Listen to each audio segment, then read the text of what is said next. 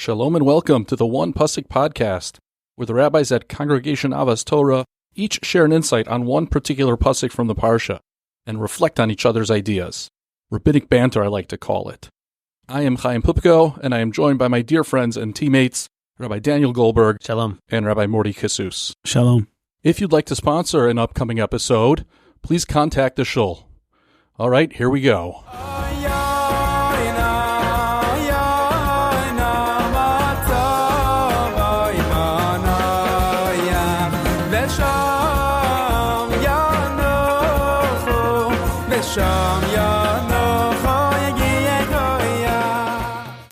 All right, let's dive into Parshas Noach, first pasuk, chapter 6, verse 9, Perek Vav, pasuk tes.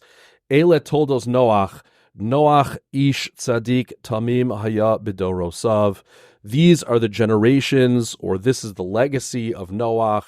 Noach, a righteous person, tamim, wholehearted, genuine, b'dorosav, in his generation, whatever that means. And we know there's a lot that's discussed about that. Eso Elokim hishalech Noach. Noach walked with God. Okay, who's kicking us off? I wanted to highlight the Ish Tzadik element in the Pasuk. You know, later in the Parashah, we talk about Noach again, and the Pasuk says, Vayachel Noach Ish Ha'adama. Noach planted Ish Ha'adama, but the term Vayachel could also be interpreted as he became mundane. He became holin, asa atzmo holin, as the rabbis explain. And the obvious question is, what exactly transpired? What happened? At first, Noach was ish tzadik tamim haya b'dorotav, and then suddenly he falls into a more mundane type of state. There was an idea that my father of blessed memory used to love to say over. And he says, when Noach walks out of the teva, the earth is pristine. He can do anything. And when we start things for the very first time, we have to think so deeply into our actions to ensure that we're going to succeed. And if there's even a small chance that by planting a vineyard that could potentially backfire, he should have been mindful enough to go ahead and then plant wheat instead. But because he went ahead and he planted the vineyard without thinking into the far distance of what potentially could transpire, he falls victim to that very fault, that very danger that lied within what he planted himself. And therefore, anytime we embark on something new, anytime we start a new sefer in the Torah, we start a new year, we start a new life, marriage, we have children, whatever it may be that's fresh, all our decision-making should be predicated on this one idea. Considering that it's new and my actions are going to be especially effective, let me be careful as to how I go about doing each and every one of these actions. How do you know when you're over-planning when you start something versus under-planning? I know it's a very broad question, but what you're saying is so important that you have to be thoughtful and planned out. That's the whole essence of doing mitzvos with a sense of kavana. Hashem wants us to be thoughtful, but how do we know when we're overthinking things? It's a great question. I'm thinking it's within reason, meaning it's not so many steps to get to drunkenness from planting a vineyard. One of the essential products of grapes is wine. I think when we're planning things in our own lives and embarking on new endeavors, especially in leadership, and we want to be successful, that process of thinking things through and analyzing that's all normal. And I think Hashem requires just standard hishtadlut, as they say. It's not necessarily thinking of every potential scenario and getting ahead of it. We're trying to do our best, and we put our best foot forward, and we definitely weren't irresponsible in terms of not thinking about anything. We thought about it to the best of our abilities. And whatever transpires after was the most we were able to do. It's not necessarily going to be foolproof every time, but I think if we put in that effort initially, that's what's required of us. All right, so I wanted to focus just on that initial formulation. Ele told us Noach. This is the legacy of Noach. What's the legacy of Noach? Noach, right? We expect, of course, it to be his children, but the pasuk somehow puts Noach there. His primary accomplishment and legacy was himself. And you could take that in a very negative sense, or you could take it as in a positive sense. And Rashi, in his second comment on this first pasuk, says something that I think is very powerful and very important to reflect on, and that is that it teaches us she'ikar toldoseihem shel tzadikim ma'asim tovim, that the fundamental, the most essential legacy of great people, of tzadikim, are their good deeds. I think we all think in some ways we reflect on legacy. What's the way to make the greatest impact on the world? And I think often our attention goes to our children and we think about our legacy, like legacy is almost synonymous with children.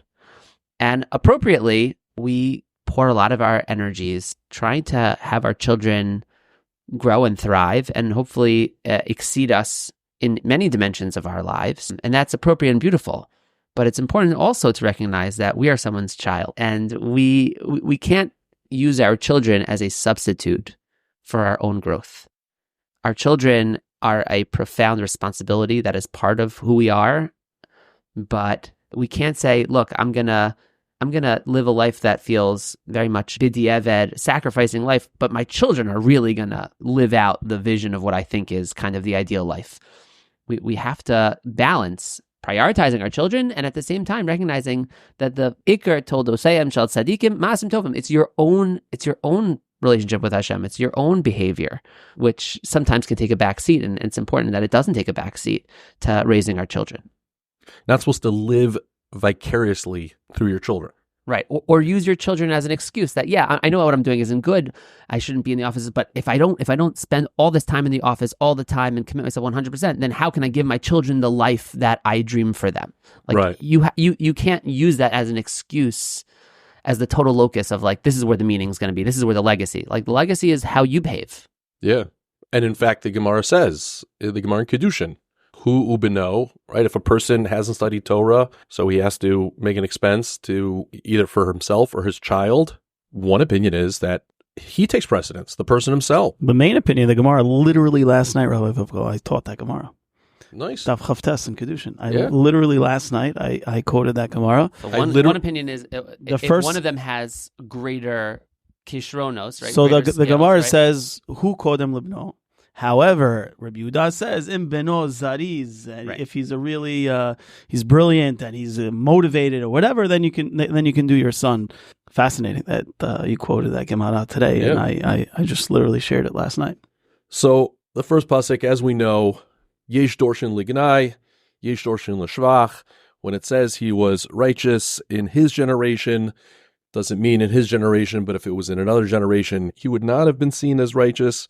Or others say just the opposite. In his generation, all the more so in other generations.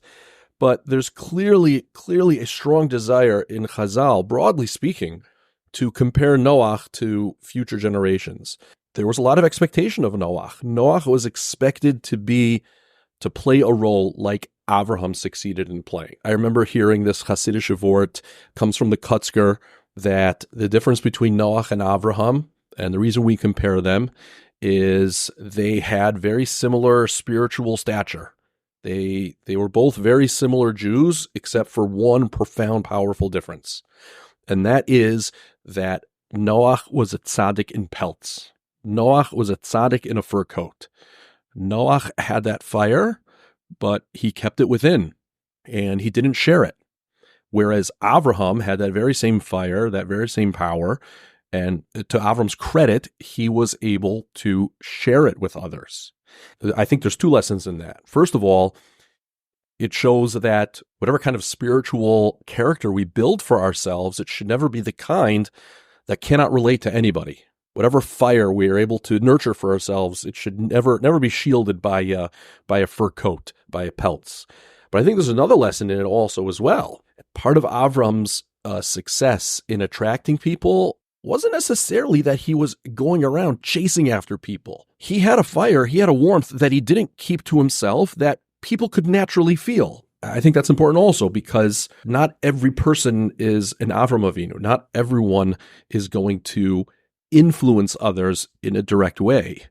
But we can all still have an impact on people by being a source of warmth.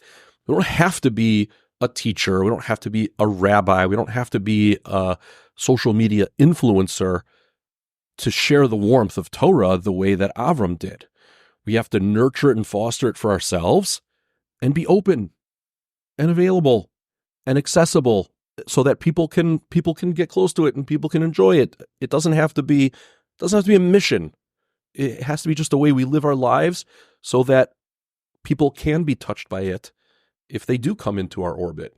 I love that. That's very empowering because all too often you meet people that are genuinely inspiring people and they have incredible life stories, but they don't feel that it's interesting to anybody else or that they should be sharing it with anybody else. And little do they know, so often I have conversations with people in our shul, and you start to learn a little bit more about their background and where they came from and how committed they are. And you're like, it's a remarkable story, but they think they're just regular people. And how much am I going to be out there? And what platform do I have?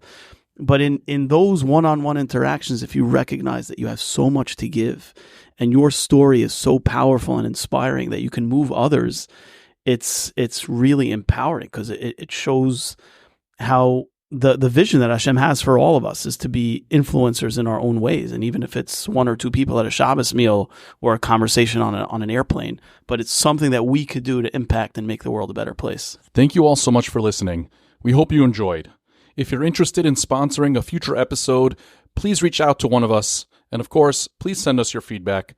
Shabbat Shalom and Good Shabbos from the One Pasuk Podcast.